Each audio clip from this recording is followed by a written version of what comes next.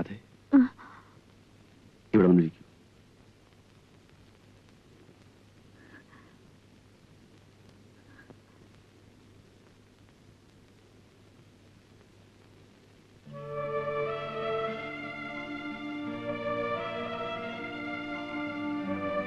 ഞാനിന്നൊരു ചലനശേഷി നശിച്ച മാംസപിണ്ഡം മാത്രമാണ്. സ്വയം മരിക്കാൻ പോലും എനിക്ക് കഴിയില്ല. നിനക്കെന്നെ മരിക്കാൻ സഹായിക്കാമോ? എന്റെ പൊന്നല്ലേ, എന്നോട് ഇങ്ങനൊന്നും പറയരുത്. എങ്കിൽ മറ്റൊന്നും ചെയ്യാമോ? എന്റെ മനസ്സമാധാനത്തിനും നിന്റെ നന്മയ്ക്കും വേണ്ടിയാണ്. പറയൂ. നീ വീട്ടിലേക്ക് പോയിക്കോളൂ. നിനക്കൊരു ജീവിതം തരാൻ എനിക്ക് കഴിയില്ല. കഴിവുള്ള മറ്റൊരാളെ കണ്ടെത്താൻ എളുപ്പമാണ്. ഇല്ല സുഖേട്ട, ഞാൻ എങ്ങും പോവില്ല. പണ്ടൊക്കെ എനിക്ക് ആദ്യം മരിക്കണമെന്നായിരുന്നു. എന്റെ സുഖേട്ടന് മടിയിൽ തലവെച്ച് മരിക്കണമെന്നായിരുന്നു എന്റെ ആഗ്രഹം. ഇപ്പോഴങ്ങനല്ല. എന്റെ ചേട്ടൻ മരിച്ചിട്ടേ ഞാൻ മരിക്കും.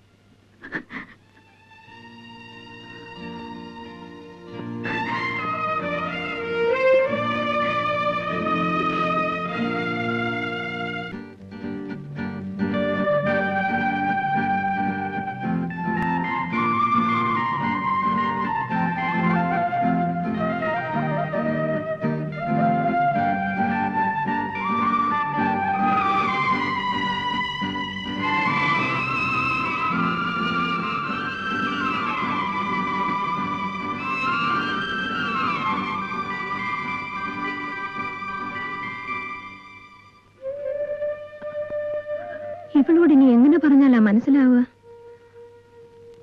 ചേട്ടനൊന്ന് പറഞ്ഞേ. മോളെ രാധേ, അമ്മവാ, ഞാൻ അമ്മാവന്റെ മകളല്ലേ. ഈ വീട്ടിൽ നിന്നിറങ്ങിപ്പോൻ അമ്മാവൻ എന്നോട് പറയരുത്. രാധേ, അതെ അങ്കിൾ. ഒരാൾക്ക് ഒരു ജീവിതമേ ഉള്ളൂ. പുനർജന്മത്തിൽ എനിക്ക് വിശ്വാസമില്ല. ആ ജീവിതം ജീവിക്കുവാനുള്ളതാണ്, പാഴാക്കാനുള്ളതല്ല. എല്ലാവരും ചേർന്ന് എന്നെ ഇവിടെ ഇറക്കി വിട്ടാൽ ഞാൻ എവിടെങ്കിലും പോയി മരിക്കും.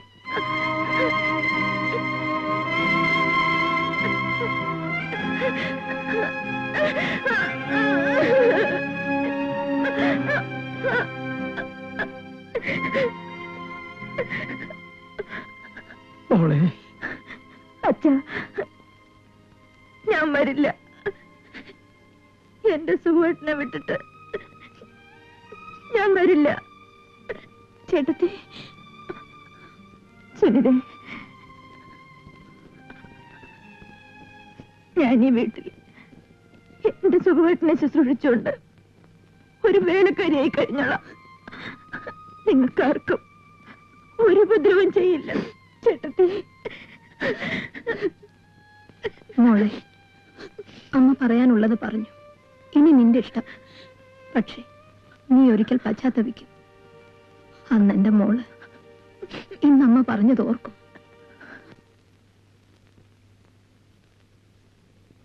സുധി ന്യൂയോർക്കൊന്നും വിളിച്ചിരുന്നു. എന്ത് പറയുന്നവൻ? സുഖമായി എത്തി. അവനാകെ അപ്സെറ്റ് ആണത്രേ. എന്തിനാണ് അപ്സെറ്റ് ആവുന്നത്? ഹോംസിക് ആണെന്ന്. അവനെന്താ കൊച്ചുകുട്ടിയാണോ ഹോംസിക് ആവാൻ? അച്ഛനെന്താ ഈയിടെ പട്ടാളത്തിലെ കഥകളൊന്നും പറയാത്തത്? ഓ, അതൊക്കെ എത്രയോ തവണ പറഞ്ഞ് സ്റ്റൈലായില്ലേ. അനേകം പേരെ അച്ഛൻ വെടിവെച്ച് കൊന്നിട്ടുണ്ട് അല്ലേ? പിന്നെ യുദ്ധമല്ലേ, കൊല്ലാതിരിക്കാൻ പറ്റുമോ? അച്ഛൻ അറിഞ്ഞുകൊണ്ട് മനഃപൂർവ്വം ആരെങ്കിലും കൊന്നിട്ടുണ്ടോ? ഒരിക്കൽ യുദ്ധകാലത്തിൽ വെച്ച്. അതും എനിക്ക് ഏറ്റവും പ്രിയങ്കരനായ എന്റെ സുഹൃത്തിനെ. സുഹൃത്തിനെയോ? അതെന്തിനാണ് അച്ഛാ? ഞാനന്ന് മിലിറ്ററിയിൽ വെറും ക്യാപ്റ്റനായിരുന്നു. തോമസ് മാത്യു മേജറും. ഞങ്ങൾ ഉറ്റ മിത്രങ്ങളായിരുന്നു.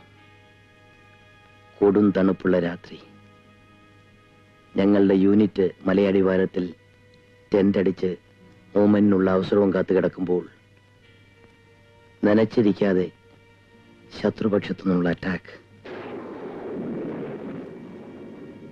തോമസ് മാത്യുവിന് വെടിയേറ്റു. ഒന്നല്ല, 2 കാലിലും വയറ്റത്തും. യൂണിറ്റ് മൂവ് ചെയ്യാൻ ഞാൻ ഓർഡർ കൊടുത്തു. ചോര ഒലിപ്പിച്ച് കിടന്നു പിടയുന്ന സുഹൃത്തിനെ എന്ത് ചെയ്യണമെന്നറിയാതെ ഞാൻ കുഴങ്ങി. നിൽക്കാനും പോകാനും വയ്യാത്ത സ്ഥിതി.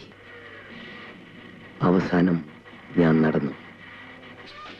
Shoot me before you move എന്ന് എന്റെ പ്രിയപ്പെട്ട കൂട്ടുകാരന്റെ ദയനീയമായ അപേക്ഷ കേട്ട് ഞാൻ നിന്നു.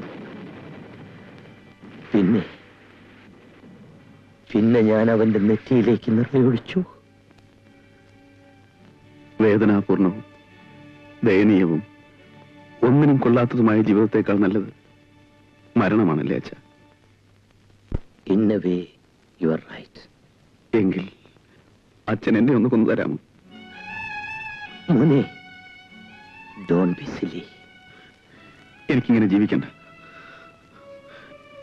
അച്ഛൻ എന്നെ ഒന്ന് മരിക്കാൻ സഹായിക്കാമോ? Please. Always remember to forget the things that made you sad. But always remember not to forget the things that made you glad. എന്നാണ്. അതിരിക്കട്ടെ. ഇന്ന് നിന്റെ ശരീരം മാത്രമേ തളർന്നിട്ടുള്ളൂ. ആ തളർച്ചയുടെ കുറവ് നികത്താൻ ഞാനുണ്ട്, സുനിതയും രാധയുമുണ്ട്. ഒരു കാര്യം, മനസ്സ് മാത്രം തളരാതെ സൂക്ഷിക്കണം.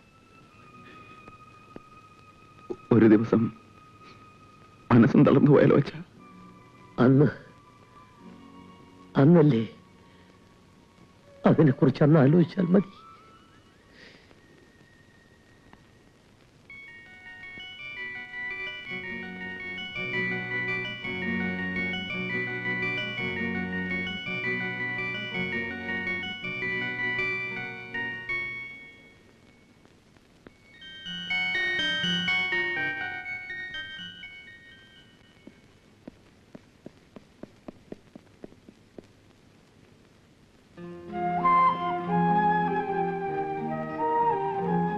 മാപ്പ് തന്നു എന്ന് പറഞ്ഞില്ല. മേലിൽ ഞാൻ ശീലാവതി എന്ന് വിളിക്കില്ല.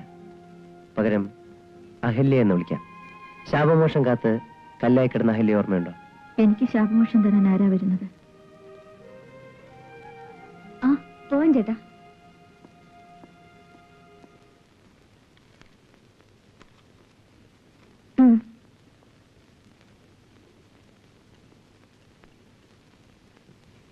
എന്താ ഇങ്ങനെ നോക്കുന്നത്? അല്ല, PR എന്ന പോലെ പ്യൂണിന്റെ ജോലി തുടങ്ങിയെന്ന് ഞാൻ ആലോചിച്ചതാ. വെറും PR മാത്രമായിട്ട് എന്നെ കാണാറുള്ളൂ? അതിനപ്പുറം ഒന്നും തോന്നാറില്ലേ?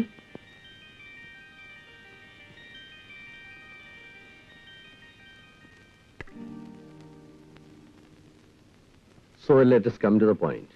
നമ്മൾ ഇതുവരെ നടത്തിയ ഇൻവെസ്റ്റിഗേഷൻസ് കൊണ്ടൊന്നും രാധയുടെ തലവേദനയുടെ കാരണം കണ്ടെത്താൻ കഴിഞ്ഞിട്ടില്ല. ചെയ്ത ചികിത്സകളൊന്നും ഫലിച്ചിട്ടുമില്ല. അങ്കിൾ പറഞ്ഞതുപോലെ സ്കാനിങ് മാത്രമേ ഇനി ബാക്കിയുള്ളൂ. അങ്ങനെയാണെങ്കിൽ why not we do that? Sudhi എന്ത് പറയുന്നു? ഞാനത് എന്നേ പറയുന്നു. ആരെങ്കിലും കേൾക്കണ്ടേ?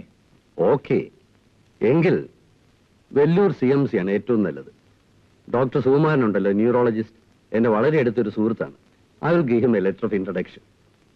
അച്ഛാ, ഒരു 2 ആഴ്ച കൂടി കഴിഞ്ഞിട്ടായിരുന്നെങ്കിൽ. എന്തിനാ എന്റെ ഫൈനൽ എക്സാം മറ്റന്നാൾ തുടങ്ങുകയല്ലേ? ആരെങ്കിലും ചേട്ടത്തിയുടെ കൂടെ പോകണ്ടേ? ഞാൻ പോവാ. രാജ, നിങ്ങളൊരു ഹാർട്ട് പേഷ്യന്റ് ആണ്. ഈ നീണ്ട യാത്രയും സ്ട്രെയിനും ഒന്നും നിങ്ങൾക്ക് പറ്റില്ല. അമ്മവ, അതിന്റെ ഒന്നും ആവശ്യമില്ല. ഏതിന്റെ? ഈ വെല്ലൂർ പോക്കും ചികിത്സയും വേണമെന്ന് ഡോക്ടർമാര് പറയുന്നു. എങ്കിൽ ഞാൻ അമ്മയെ വിളിക്കാം. ഞാൻ അമ്മയുടെ കൂടെ പൊയ്ക്കൊള്ളാം. മോളെ, നിനക്കൊരു ചെറിയ ചികിത്സ ആവശ്യമാണെങ്കിൽ അത് ചെയ്യേണ്ടത് എന്റെ കടമയാണ്. ഈ കുടുംബത്തിന് ഉത്തരവാദിത്വമാണ്. ഞാൻ വരാൻ നിന്റെ കൂടെ. അല്ല, ഈ കുടുംബത്തിൽ ഞാൻ എന്നൊരു മനുഷ്യജീവി വേറെ ഉണ്ട്. ആ, പിന്നെ എന്താ പ്രശ്നം? സുധി കൂടെ പോട്ടെ.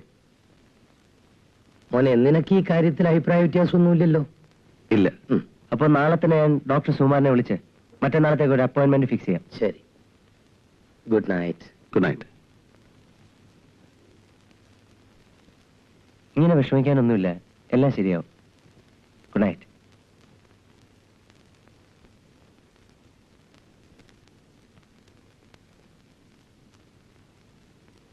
എനിക്ക് ഈ വീട്ടിൽ ഒരു വേലക്കാരുടെ സ്ഥാനം പോലും ഇല്ലേ? നീ എന്താ എന്താ രാധ ഇങ്ങനെയൊക്കെ പറയുന്നു? ഈ വെല്ലൂർപ്പോക്കും ചികിത്സയൊന്നും വേണ്ടെന്ന് ഞാൻ എത്ര തവണ പറഞ്ഞു. അങ്ങനെ പറഞ്ഞാലോ? നിന്റെ ഈ മാറാത്ത തലവേദന. ഓ, തലവേദന ഞാനല്ലേ സഹിക്കുന്നത്? നീ ഒരിക്കൽ പറഞ്ഞില്ലേ, ഞാൻ മരിച്ചാലേ നീ മരിക്കുമെന്ന്. എന്നെ ശുശ്രൂഷിക്കാനെങ്കിലും നിനക്ക് ആരോഗ്യം വേണ്ടേ? ഞാൻ ആരോഗ്യം അന്വേഷിച്ചു പോകുമ്പോ ചേട്ടനെ ആര് നോക്കും? എന്റെ ശരീരം പണ്ടേ മരിച്ചു, മനസ്സ് മാത്രം ജീവിച്ചിരിക്കും. ആ മനസ്സിന്റെ ആശ്വാസത്തിന് വേണ്ടി നീ സുഖമായിരിക്കുന്നത് എനിക്ക് കാണണം. ശരി, ഞാൻ പോകാം. സുഖമായിട്ട് ഉറങ്ങിക്കോളൂ.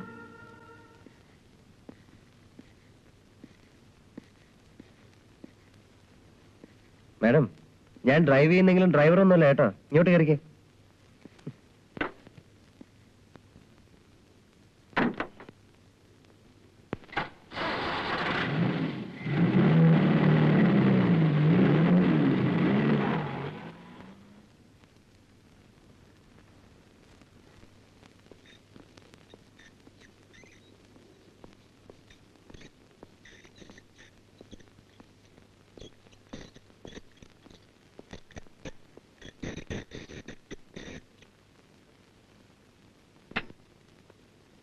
ഈ തലവേദന തുടങ്ങിയിട്ട് എത്ര നാളായി? തുടങ്ങിയിട്ട് ഏറെ നാളായി. പണ്ടൊക്കെ വല്ലപ്പോഴേ വരാറുണ്ടായിരുന്നുള്ളൂ. ഈയിടെയാണ് കൂടെ കൂടെ വരാൻ തുടങ്ങിയത്. എപ്പോഴാണ് സാധാരണ അറ്റാക്ക് വരുന്നത്? അങ്ങനെ പ്രത്യേകിച്ച് സമയമൊന്നുമില്ല, പക്ഷേ രാത്രിയിലാണ് അധികം.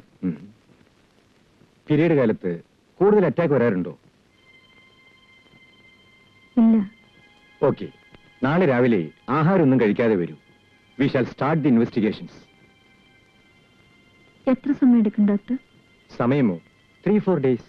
ക്ലിനിക്കൽ ടെസ്റ്റുകളൊക്കെ കഴിഞ്ഞിട്ട് നമുക്ക് തീരുമാനിക്കാം സ്കാനിംഗ് വേണോ വേണ്ടേന്ന്. എന്നെ അഡ്മിറ്റ് ചെയ്തോടെ ഡോക്ടർ? ഹേയ്, അതിന്റെ ആവശ്യമൊന്നുമില്ല. You are quite a normal person, not a serious patient. So tomorrow morning sharp at 8:30. Okay.